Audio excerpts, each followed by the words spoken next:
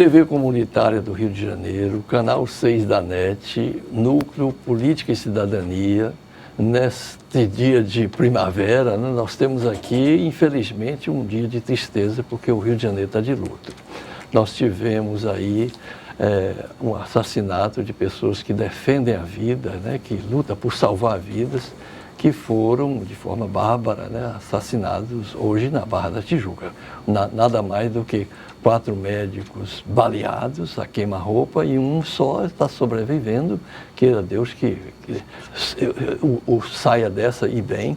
Mas, para ajudar a gente a analisar esses fatos todos e relembrar também, no Política e Cidadania, o momento político que a gente está aqui vivendo, novamente a gente tem a presença aqui de um grande irmão, camarada, amigo nosso, que cede aqui parte do seu tempo, de suas horas, vem aqui presencialmente fazer questão de prestigiar a TV comunitária também do Rio de Janeiro, que é o ex-delegado, o ex-deputado também estadual, o advogado do povo, o nosso irmão camarada Hélio Luz, a quem eu quero aqui cumprimentar e já agradecer efusivamente, de coração, a sua presença aqui. Isso é obrigação. Seja bem-vindo, meu irmão camarada. Mas, então, a primeira pergunta deve ser essa aqui. Como você vê, como chefe de polícia aqui no Rio de Janeiro, aquele que fez, a meu ver, um trabalho de polícia humana, todo Estado tem que ter seu aparelho de segurança, todos, no mundo todo. É impossível não ter também, da parte da organização do Estado, né, essa função também de segurança. Até mesmo de segurança no sentido de preservar a alimentação, a saúde, preservar as boas estradas, isso tudo faz parte dessa função também que é de segurança, né? Então, dito isso, ajuda a gente a compreender, a humanidade está perdida, a gente, numa madrugada, um pessoal num congresso, de repente, 4 médicos, 3 jovens, assim, surpreendidos, sem nenhuma voz não seria, portanto, assalto, né? Sem nada perguntar e já descarrega suas armas sobre seus corações e cabeça.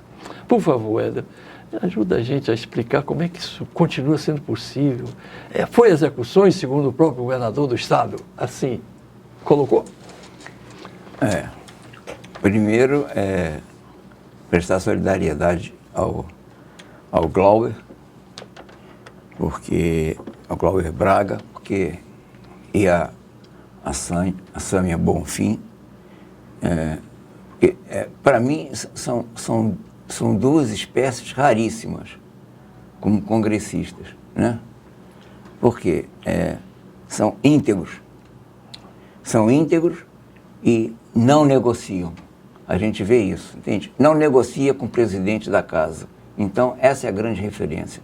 Quem dera que o Congresso tivesse 10%, precisava muito, 10% do mesmo padrão da Sâmia e do Glauber. Quem dera.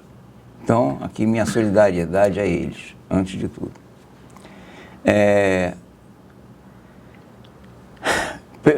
As imagens eu só vi de manhã, entende?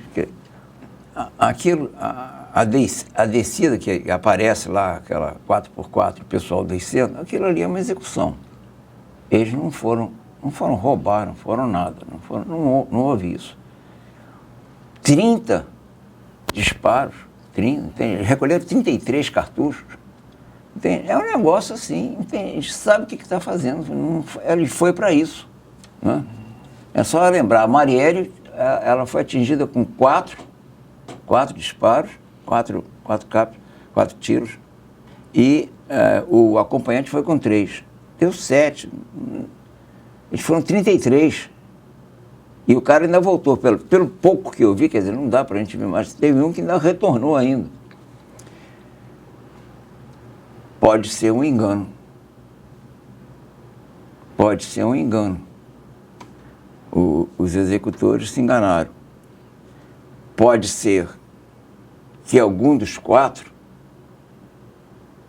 tenha esbarrado em algum vespeiro e não percebeu. Isso aí só a investigação vai colocar. A gente percebe agora, assim, nós estamos conversando, assim, o problema que nós vivemos, desse momento que nós vivemos, está muito delicado. Por quê? Porque você, na mesma hora, o pessoal que não é bem oportunismo, mas entende, tem necessidade de se comunicar com a mídia a qualquer preço. Então começam a falar, sem saber. Como é que você chega? Homicídio é um quebra-cabeça. Só que no quebra-cabeça, normalmente, quebra-cabeça de criança ou de menor, você já sabe qual é a figurinha que vai achar. Homicídio você não sabe. Se você partir para uma investigação de homicídio, diz assim, não, aqui vai sair um tigre, você está equivocado. Você não sabe qual é, o que vai, você vai juntando as peças. A forma vai aparecendo no desenrolar da investigação. A figura, você não vai percebendo isso. Então, quando se antecipam e dizem, isso aí foi por causa disso, por causa daquilo, e aí a gente vê o oportunismo político presente de todos, né? Tanto da área federal, é oportunismo político, como da área estadual de São Paulo, que já oferece o delegado para vir para cá, para ajudar, que não sei o quê. Ajuda muito se ficar lá. Na hora que for necessário, pede-se. Porque ninguém melhor do que o pessoal que está aqui, já está acostumado com a informação, para levantar isso. Porque vem de fora, como é que vai levantar? Como é que vem uma pessoa de São Paulo, ou a própria federal, que roda muito, vai levantar informação? Não vai. Isso aí é só para fazer frente à mídia. Então, quanto mais deixar a investigação seguir, melhor fica. Execução, tem a aparência inicial é de execução. Agora, pode ser um engano, pode ser que um deles tenha sacudido um vespeiro e não sabia, pode ser muita coisa. Isso é início de investigação de homicídio. Então, Hélio, sobre execuções, a gente está vendo que isso está muito generalizado no Brasil, Baixada Santista, Bahia, Jequié. E aqui, esse fato ganha muito vulto, porque é aquela situação, o capitalismo é luta de classes, né? Quando atinge uma classe média alta, um deles era das vítimas, né, que a gente aqui faz questão de dar toda a solidariedade com as famílias, conforme você mesmo relatou, são minhas as suas palavras. Mas a verdade é que de uns meses para cá, essa coisa tá mais do que banalizada, está adquirindo assim o grande problema é que a execução aqui nesse país sempre foi tranquilo. Não é da agora não, desde a colônia, antes até da colônia, entende? Da colônia para cá sempre foi tranquilo, matava e ficava por isso mesmo. Nós tivemos, aqui no Rio de Janeiro, há pouco tempo, só não ir muito longe, tem a chacina de Vigário Geral, tem a chacina da Candelária, tem a chacina do Jacarezinho agora, entende? Pouco tempo. Mataram 21 pessoas no Jacarezinho e ficou por isso mesmo. Na frente da polícia, na frente da cidade da polícia. Aquele policial que faleceu, que a gente também lamenta, há quem diga que ele era uma pessoa muito correta e digna. Pois é, mas aquilo ali foi, entende? Na hora que ele, me parece, eu não tenho informação, desembarcou, entende? Houve um confronto. Mas aí, por quê? Aí a gente, assim, tem os especialistas que vão falar sobre segurança, que não sei, eu divirjo disso tudo. Por quê? A polícia não é uma atividade em si. A polícia foi feita para fazer a segurança do Estado, a segurança do poder. Desde essa especial aqui do Rio de Janeiro, desde que Dom João desembarcou aqui. É para dar garantia do Dom João. Por quê? Não adianta dizer que na Índia é diferente, nada disso. O Brasil é diferente de todo mundo. Isso aqui é um país que fez a riqueza em cima da escravidão.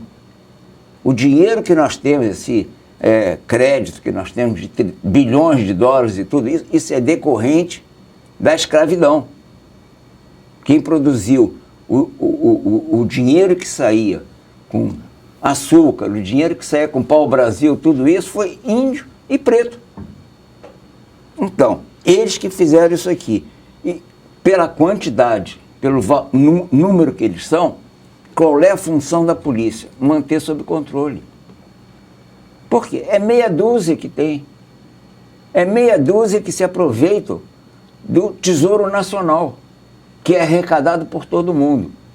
É só ver, agora mesmo, o IBGE coloca as estatísticas aí. Nós temos 60 milhões, somos 203 milhões. 60 milhões estão abaixo do índice de pobreza. Como é que 60 milhões estão vivendo com menos de R$10 por dia, R$280 por mês? E por quê? São 60 milhões de idiotas? Não. Eles se revoltam.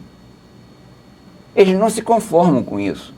Como é que eles, entende, são mantidos sob controle? É a função da polícia. Não adianta querer dizer que isso aqui não é Europa. Isso aqui não é Europa Ocidental, não é Estados Unidos, não é nada disso. Como é que você mantém essa população que sustenta a classe média, e eu estou sendo assim, né, devagar, porque eu não vou nem falar dos bilionários, como é que o cara tem 70 bilhões de dólares, entende? Feito aqui no Brasil.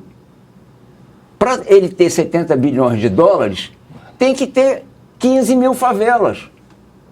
É resultado direto, não tem por onde sair. Isso é igual desde o início. Para ter o pau-brasil, o índio tinha que ir lá para lá botar 5 mil toneladas de pau-brasil dentro da nau. E aí fez dinheiro. Porque se não fosse isso, não fazia. Aqui é a mesma coisa. Quem recolhe o dinheiro lá, o imposto do quilo de arroz, do quilo de feijão, é o cara que está sustentando o bilionário. É o cara que está sustentando o 1% que nada de braçada aqui nesse país. É o cara, desculpe, mas é um negócio complicado, mas para ganhar 150 mil, um funcionário público ganhar 150 mil por mês e achar que é pouco, tem que ter 15 mil favelas. Quem banca esse dinheiro? Então, esse país mais desigual que isso aqui não existe. É pouco. Em cima, a origem disso, a raiz disso é a escravidão. Lógico que gera revolta. Qual é a função da polícia? Manter sob controle. E daí sai a chacina. E aí, desde sempre, a função da polícia, a função da segurança pública é fazer a garantia de quem explora. Eu não vou nem falar classe dominante, porque isso aí é muito. Mas é menos, é até menos, porque a classe média branca entra nisso também. Como é que nós mantemos o nosso salário, entende? Sem nenhum desconto quando a gente se aposenta. Isso é privilégio. A classe média não reconhece os privilégios que tem. E esse privilégio custa. Esse privilégio tem um custo social. Qual é o custo social? 60 milhões de brasileiros vivendo abaixo da linha da pobreza. É sério, como é que você mantém isso tranquilo? Ô Hélio, eu queria... Desculpa. Eu queria aprofundar uma coisa aí, que é o seguinte: malandragem. A gente que vive no Rio de Janeiro, essa palavra é muito comum, no sentido de saber viver. Em congresso a gente lembra de malandragem. É difícil não lembrar. Então, na política, pela madrugada. Mas a verdade é que eu já vi uma versão, e a gente só passando que eu quero te explorar em outro assunto que eu preciso muito da sua análise. É o seguinte: aquele policial que morre em Jacarezinho, onde 28 são executados, há quem diga que ele era exatamente um antifascista, um cara democrata, que pensava Hélio Luche. Então, ele é colocado então logo na frente, vai lá, mete os peitos. Então, dizem que até no subir o morro, os incautos, aqueles que não têm a maior assim, vivência com o combate, né? É que vão lá e cai na... Então, ou seja, existe uma política de preservação da vida, mas e também de jogar no inferno aqueles que são nefastos àquela filosofia ainda. Não sei, mas fica à vontade de comentar ou não isso, que há quem diga que tanto no tráfico, tanto entre as milícias, também entre as guarnições, nos combates, há quem fale mal também do Stalin, que ele teria colocado para morrer logo os que ele quisesse que fossem expurgados, né? Existe isso na vida? Eu não conheço. O rapaz que foi, um policial que foi atingido, eu não conheço. Foi morto. Mas eu fico muito assim... por quê? Polícia não é lugar de inocente. Claro, lugar nenhum. Autoridade policial não é lugar de inocente. Qualquer autoridade, quem exerce autoridade nesse país, não são inocentes. Quem exerce poder nesse país, não são inocentes. Quem integra as instituições no Brasil, não são inocentes. Inocente não chega lá. Então, eu fico... Porque é muito difícil, nós temos privilégio. Se nós temos a percepção disso, o mínimo que se pode fazer é denunciar. Às vezes você não pode chegar a acabar, porque para acabar isso nós vamos ter que chegar a... Quem vai acabar são os incomodados, são os excluídos. Os excluídos vão acabar com isso. Eles é que têm que iniciar esse processo e eles que vão fazer. A classe média não faz isso. Porque a classe média, depois da Constituição de 88, descobriu o poder sem voto. Então, situação melhor não existe do que a classe média no Brasil. Eu até me abstenho de falar branca, para não gerar muita polêmica. Mas, por quê? Nós exercemos o privilégio com muita tranquilidade. E agora, então, está passando um rato geral. Porque não precisa mais de voto. Nós temos procuradores, Ministério Público, todo mundo da área do judiciário que exerce poder sem um voto. Então, e muito bem pago, coisa que não existe no mundo. Não existe no mundo, existe aqui. Eu vou dizer uma coisa que eu conheço. Na França, um juiz na França ganha 3.500 euros. Aqui, entende? É uma barbaridade. Lá o cara não tem carro. Né? Então, é muita mordomia e quem paga isso? Isso dá exatamente a concentração de renda. Isso gera a concentração de renda. Então, achar que quem integra essa estrutura do Estado brasileiro, que é uma estrutura perversa, que é uma estrutura para fazer controle social e se beneficiar disso, não sei. Porque o mínimo que se pode fazer é denunciar. Você chegar e agravar isso, eu acho um pouco complicado. De qualquer forma. Mas isso ocorre, isso pode acontecer. Eu não conheço o rapaz, pode acontecer. Mas, entende? Autoridade inocente nesse país não existe.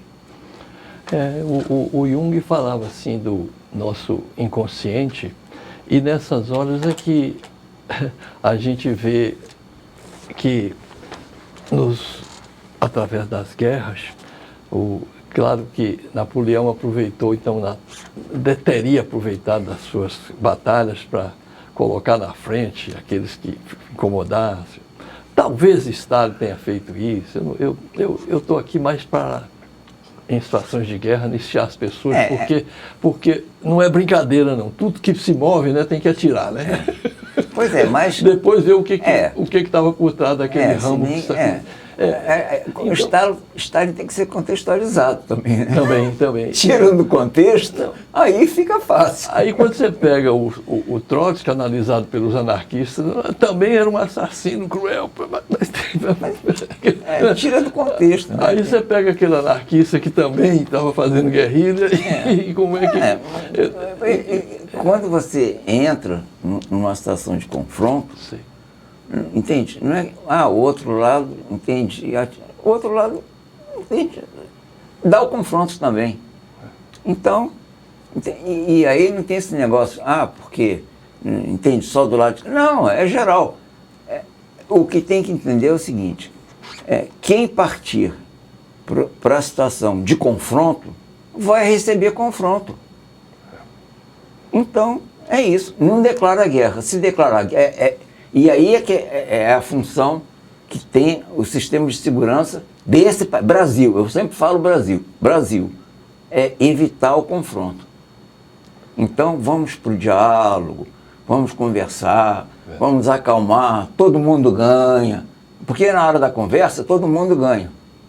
Quando os poderes estão muito tranquilos, quando há entendimento entre os poderes da República, é porque o problema está sério, a concentração está grande. Quando os poderes e as instituições estão se desentendendo, aí fica melhor. Por quê? Os tratos estão sendo rompidos, as conversas estão sendo rompidas. E aí o pessoal que está afastado disso, que é o excluído do poder, que é a maior parte da população brasileira, respira um pouquinho melhor. Olha, antes de passar então para outro tema, eu queria só defender aqui, peço permissão. Sabe por quê? Porque o tempo é seu. Eu fui já da luta armada, eu fui um adepto do debreísmo, o guevarismo, e quero eternamente render um tributo aqui a Carlos Marighella, a Carlos Lamarck. Mas faço questão de dizer o seguinte, o que a vida me ensinou é o seguinte, realmente, numa situação que meu país foi invadido, eu não tenho dúvida que só, através, talvez, de uma luta armada, a gente expulsará o inimigo e com todos aquela metodologia e disciplina militar. Mas eu quero ser também um terço administração científica, ou seja, aquele racional, e quero também ser um terço anarquista. Porque eu acho que tem certas atividades... Um terço ou dois terços? Um terço. Tem certas atividades que eu acho que não adianta existir o verbo ordenar. Como é que você vai ordenar? Nós tivemos aqui ainda há pouco, aqui no nosso auditório gravando, um cavaquinista, um compositor. Como é que você pode dizer para um poeta, você tem 5 minutos para fazer um verso, você tem tantas horas para compor aqui uma melodia, Então, mas agora o que me ponderou para eu me transformar em um militante pacifista é porque as injustiças, assim, às vezes, da guerra, pode ser que o tal inimigo que a gente assim situa, só tem amigos e inimigos, né? Fica tudo preto e branco, fica tudo com aquele contraste único, não tem as várias tonalidades do cinza, que do lado de lá tem um companheiro que pensa igual a mim, mas ele foi recrutado, né? E eu que estou do lado de cá, não me reconheço também, e aí eu estou mandando um tiro num cara que pensa que é realmente meu irmão, até são assim, as injustiças da guerra, né? E a gente está matando pessoas eu gostaria de ser assim, isso. Mas eu tenho dificuldade. Por favor. Porque eu não acredito em inocência. O exercício do privilégio acaba com a inocência. Quando você acumula, se você acumula, você não sabe o que está acumulando. Quem ganha 150 por mês, 1.000 por mês, sabe que está acumulando. Quem ganha 30 mil por mês, sabe que está acumulando. Quem tem aposentadoria integral num país desse, está aqui. Entende? O pessoal está vivendo, uma parte da população considerável, 40 milhões, está vivendo com, no máximo, R$ 280. Como é que eu vivo num país desse e acho que eu ganho 20 mil e não participo disso? É lógico que eu participo disso. Só que a classe média, depois da Constituição, está ótima. Ela ficou independente. Então a gente olha, esse mundo é o mundo dos 20%. O Brasil existe, o Brasil democrata, o Brasil pugnante, que vem, que a gente vê, que vai para a televisão, que a gente vê toda hora, e da qual a mídia faz parte, depende disso, é 20%. Os 80% estão afastados. Excluídos. Os 80% estão excluídos.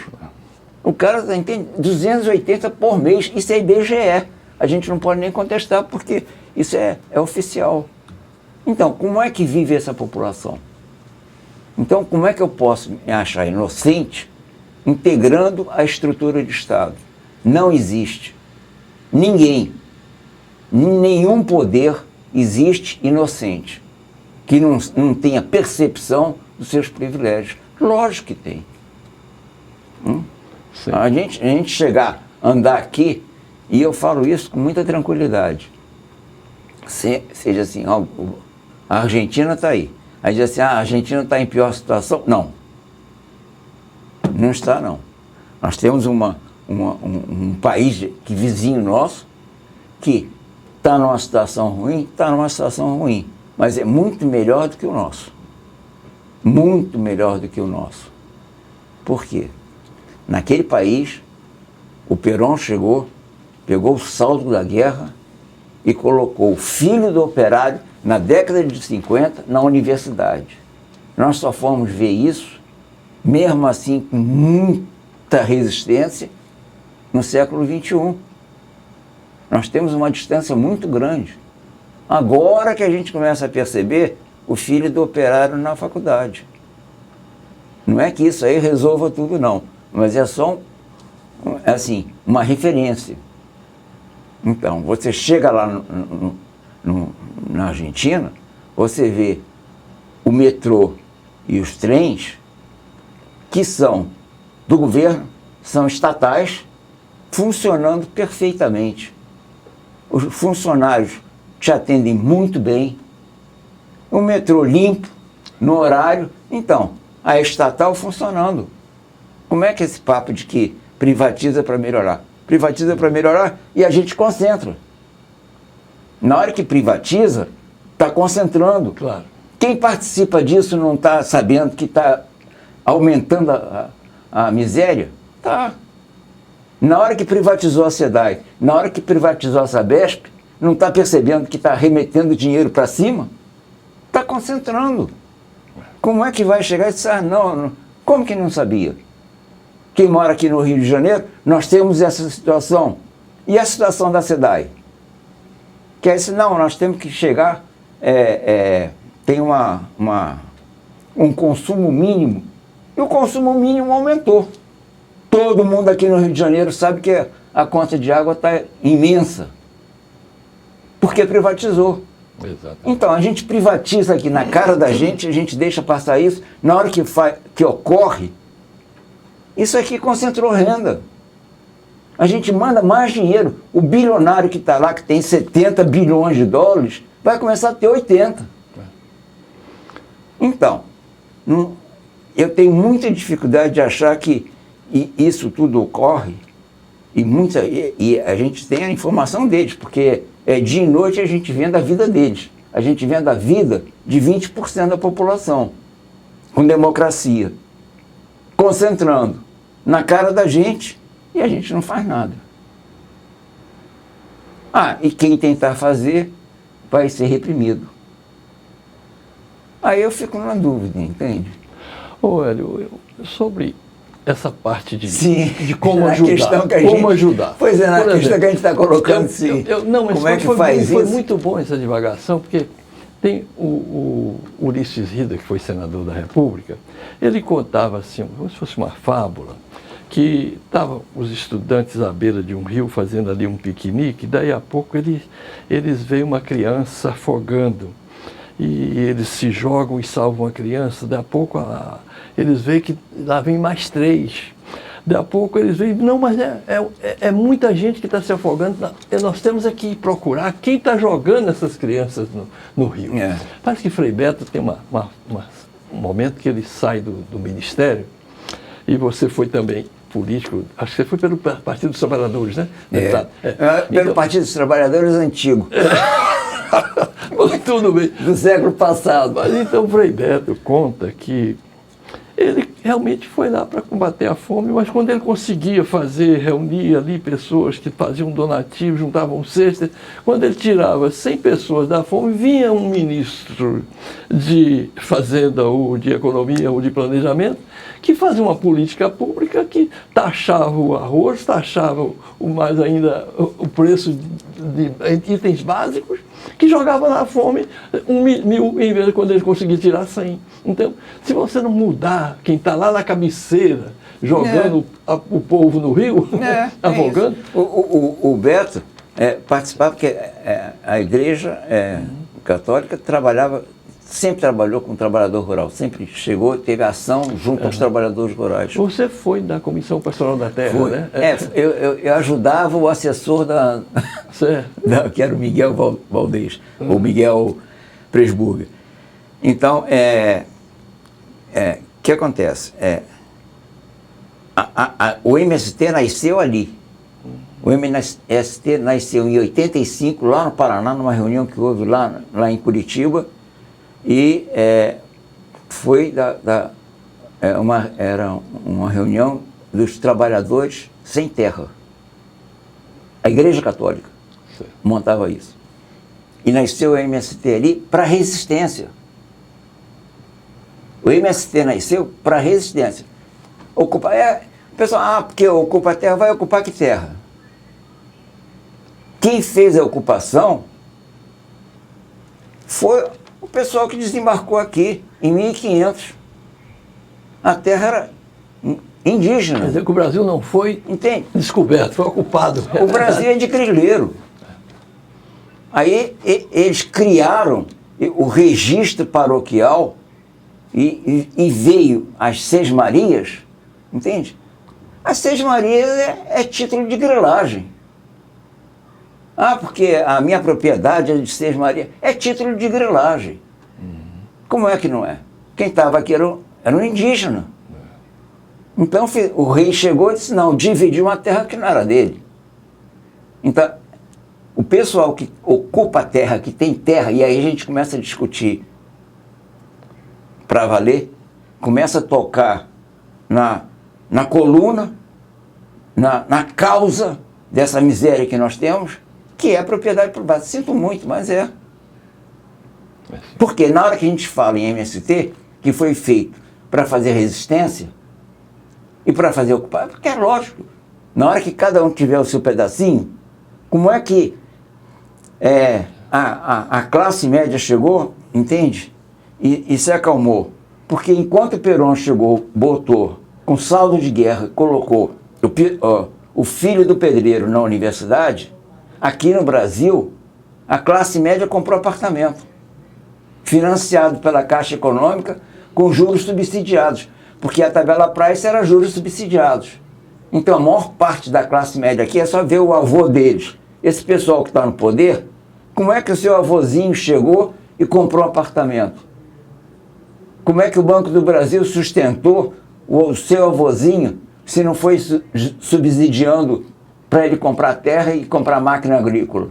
Foi. Então, o saldo da guerra na Argentina foi o saldo da guerra aqui nesse país foi concentrado. Então, nós temos uma classe média vigorosa. E na hora que a gente vai chegar, vai discutir MST, aí a gente está discutindo questão de fundo, tocando na ferida. O homem sem um lugar para morar é complicado. Então, quando o MST chega e se movimenta, que é para fazer resistência, ele é trucidado. É verdade.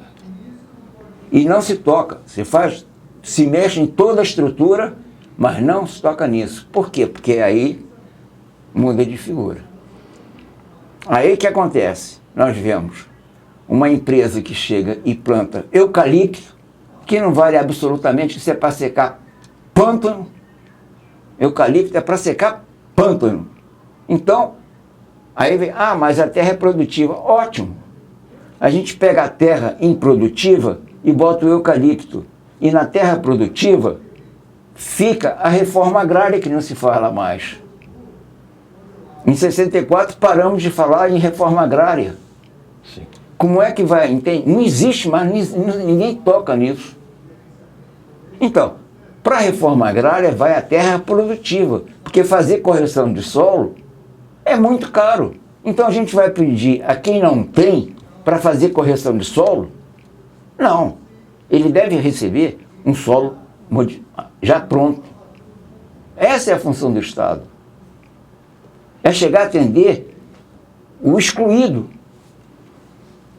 O Estado tem que atender o excluído. O Estado aqui atende não, ao contrário. Atende quem exclui. O Estado aqui está à disposição de quem produz a pobreza, de quem produz a desigualdade. E é todo o Estado, sem exceção. Ô Hélio, desculpa, não, mas isso é ótimo. E, aliás, esse tema foi muito bem abordado pelo Vladimir Lenin no O Estado e a Revolução, né? Que ele fala que o Estado tem dono, né? Então, aqui no Brasil. Ou é a classe operária, quando ela assume o poder, toma o poder com 1917, né, na União Soviética, aí o Estado passa a ser um Estado dos operários, né? Mas a gente não chegou ainda, através das armas, ao poder. Não sei se a gente pode entender que esse seria o caminho, porque, de verdade, o Lula, em 1964, eu quero até fazer aqui uma questão de justiça, que nós estamos sendo aqui filmados, levado a você, telespectador que nos assiste, graças ao trabalho do Max Figueiredo, que está ali na técnica de imagem e som. Mas, Max, você sabe que em 1964 eu cheguei a ser preso também por estar fazendo pichações. A gente botava assim, operários no poder. Aí o Lula assume o poder pelo voto. E pelo voto eu até faço justiça, ele pode fazer muito pouco, porque ele não tinha o poder das armas, como também a gente viu agora. Quase que o Exército. Eu acho que se não fosse o Exército aqui ter uma fidelidade, não é a Casa Grande, não é a Casa Branca, eles teriam recebido o sinal verde e instalado outro golpe aqui, tipo 64. Eu acho. Eu até coloco para você fazer porque esse negócio analisar existe, isso. Eu nunca 8 de janeiro. Eu nunca vi tentativa de golpe, porque nós somos antigos. Né? Nós vimos Aragaça, Jacareacanga, nós vimos tudo isso. Então, tentativa de golpe. 11 de novembro, né? Do Marechal golpistas, porque isso que nós estamos vendo tudo aí são os tenentes de 22. Isso aqui já veio desde 22 até agora. Então, é cultura. Como é que se faz golpe sem arma? Eu nunca vi. Então nós estamos produzindo um negócio inédito. Como dizem, nunca antes nesse país se produziu um golpe sem arma. Então 8 de janeiro é um golpe sem arma. Aquilo ali tem que ser colocado. Não entende? É crime comum. Porque é crime político. Do jeito que está sendo tratado, é um crime político. Então tem que ser tratado como um crime político. Não tratam. Então tratam como um crime comum. Eu até concordo, mas tem que ser a classificação comum. Sim. Houve depredação de patrimônio público. Não pode. É isso. Tem que responder por isso. Dizer que é golpe, não. Aonde que está aí? Como é que tem golpe sem arma?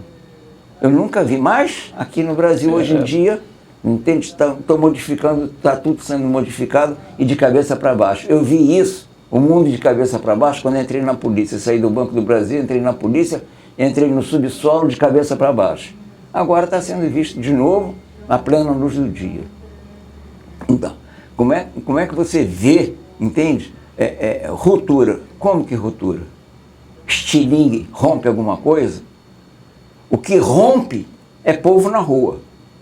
O que nós não vemos, e agora, entende? E é necessário. E aí você vai na Argentina, desculpe, mas você chega na Argentina, está todo dia o pessoal na rua, entende? Encostando o poder constituído, a estrutura do poder na parede. Aí modifica. O que modifica, a gente pode até chegar a uma situação de conflito armado.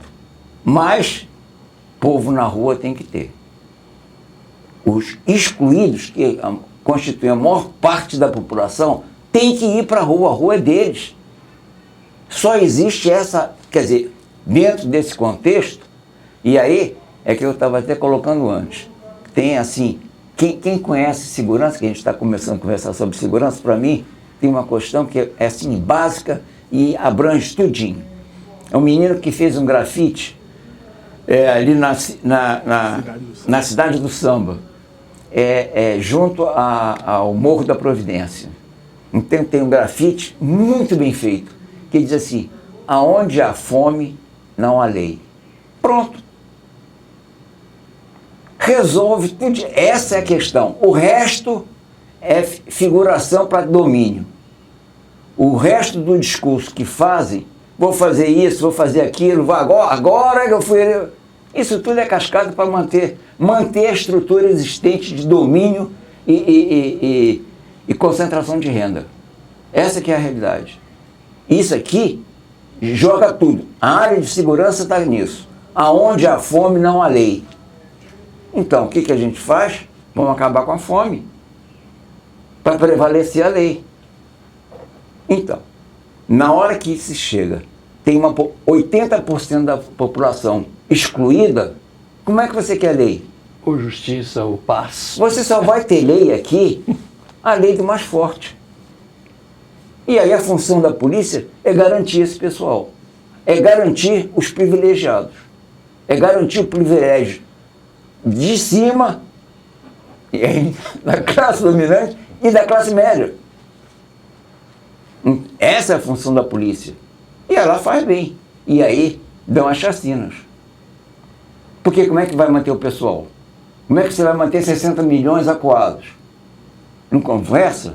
Na reunião? Não. Então você tem que agir com força. Então, para você chegar e dar enfrentamento a isso, só há uma grande arma, que é povo na rua. O poder emana do povo, está na Constituição. E não vem com o negócio de representatividade que passa por isso, não é isso não. Porque aí já estão dando a volta. Na hora que eles começam a fazer assim, as interpretações, já deu a volta. Quase que eu falo branco, mas não é. É a classe média chegando, entende? Dando a volta para chegar e fazer o domínio. Não tem negócio de chegar e dizer representação coisa nenhuma. Se o poder emana do povo, é de todos. O voto já aperfeiçoou nesse país, então. Do jeito que o sistema eleitoral está aperfeiçoado, todo mundo tem que ser eleito.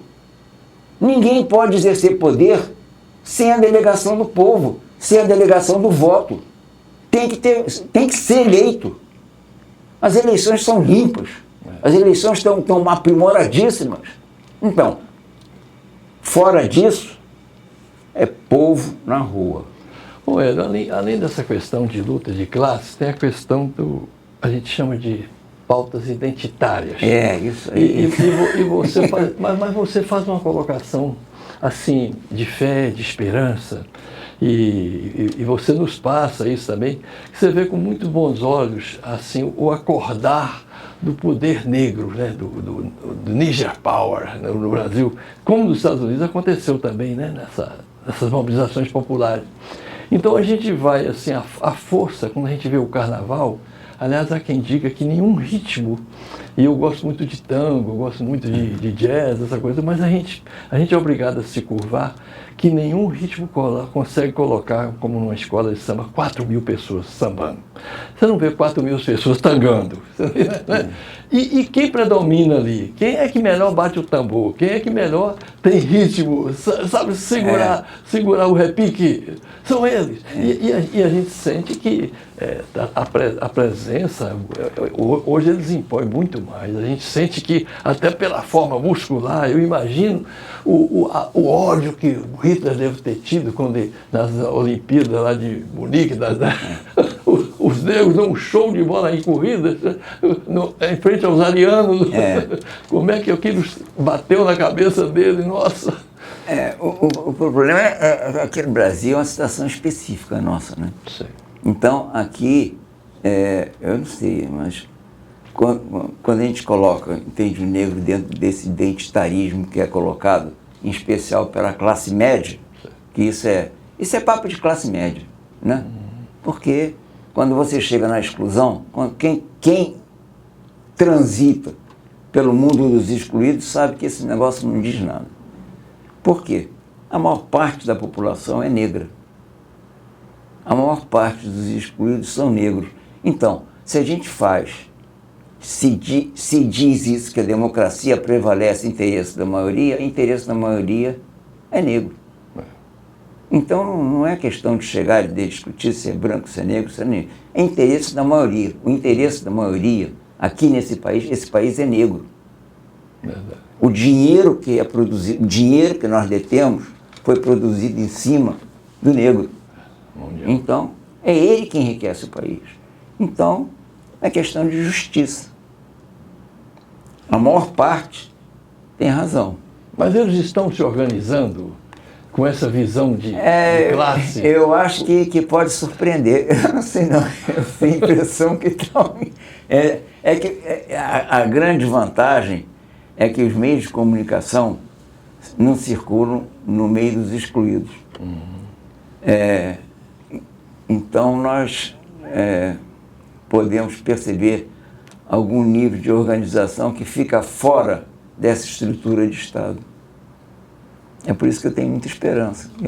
Não sei se eu vou viver, porque eu estou com 77, se eu vou chegar a ver isso, mas eu sei que isso vai ocorrer.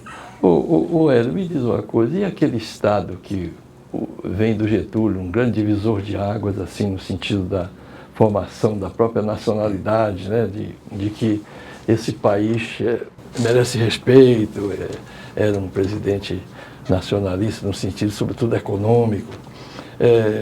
Isso pode voltar. A gente sabe que Lula leu muito na prisão, aquele quase essa temporada muito forte, ele praticamente era uma prisão de solitária, um homem de mais de 70 anos.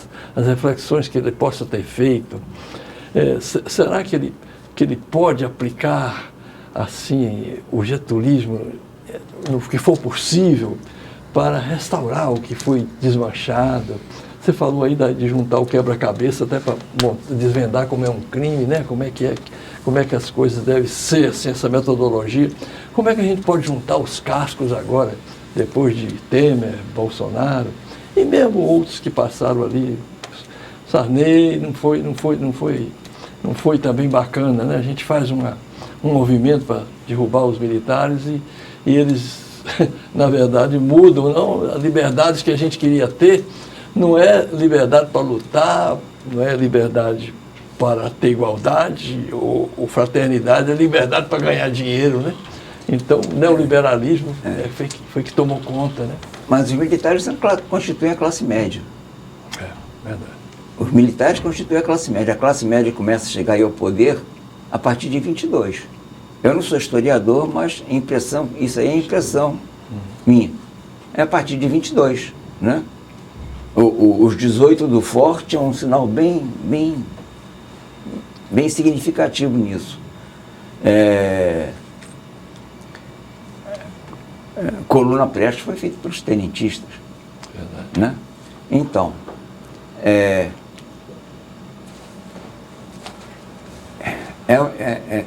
uma coisa assim meio... A gente... Eu tenho muita dificuldade de acreditar que quem detém o poder e quem detém privilégio abra mão disso com muita tranquilidade. Verdade. Então, se não houver uma pressão significativa, e eu acho que, não sei, não passa por pessoas, não passa uma coisa. Eu sou cristão, então a referência de Jesus Cristo é uma situação, e isso é outra colocação. A referência que existe aqui no Brasil não passa por pessoas. As pessoas aqui nesse país, entende? São bem distintas. O Getúlio fez um arcabouço, é o nome que está na mão, um arcabouço trabalhista que garantiu pelo menos assim, um mínimo para o cara chegar e existir até agora, até a vinda do Michel Temer, que produziu aí, né, meu mestre, umas coisas sérias. Mas isso aí, entende, você não vê o povo na rua para garantir isso. Então, foi a legislação trabalhista foi violada e ficou por isso mesmo, independente de quem tenha exercido o poder.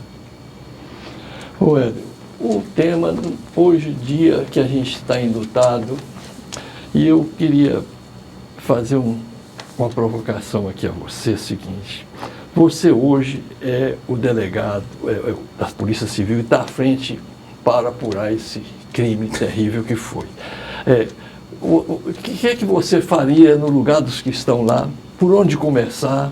Como é que você esclarecia isso na sua época? Você foi um exitoso na sua gestão pela Polícia Civil do Rio de Janeiro, reconhecido como uma polícia cidadã, como uma polícia que eu chamava aqui científica, universitária. Eu sei que você até começou dizendo: o primeiro exemplo é não deixar jamais alguém colocar no seu bolso distraidamente nada. Ser correto e digno. Então, mas você agora está à frente desse. Quem você chamaria primeiro? Eram as fotos? Como é que. Há gente competente na polícia que pode levantar esse crime. Se não forem atropelados como eles foram na investigação da Marielle, é possível chegar aos autores disso, e, se for o caso, aos mandantes, né? A Marielle, infelizmente, ficou só nos autores porque atropelaram, né? Atropelaram e aí não dá em nada. Investigação atropelada não dá em nada. Investigação com holofote não dá em nada. Investigação de homicídio não precisa de holofote. E há gente competente para isso. Independente da questão que é a politização. Isso não quer dizer Estado do Rio, não quer dizer governador, entende? É a politização que está sendo jogada. Isso atrapalha. Isso atrapalha qualquer investigação. Se não houver isso, eles podem chegar... Não é simples, mas pode chegar à autoria. Pode chegar aos executores e pode chegar ao desdobramento disso. Porque é só a investigação além, tem, aquilo ali foi um momento. Tem, quem são eles? Né? Quem são essas pessoas que foram mortas? Entende? Por que foram? E aí você começa a produzir, entende? Peças para você formar a figura que está sendo procurada. Entende? Tem carro, tem a placa do carro, tem tudo isso que pode ser levantado, e eles têm competência. A Polícia do Rio de Janeiro tem competência. Quando você fala assim, o que foi feito, assim, o que foi feito na minha época foi isso. Naquela época surgiu, até o pessoal falou muito mais, a antissequestro parou de sequestrar. Verdade. Então, aí resolve. A grande solução é essa. Você vem por dentro. Você vem por dentro. Quando você vem por dentro, e aí nunca levou um centavo, nunca teve acerto, chega no final. Chega ao final com facilidade. Com facilidade não, mas chega ao final. Maravilha.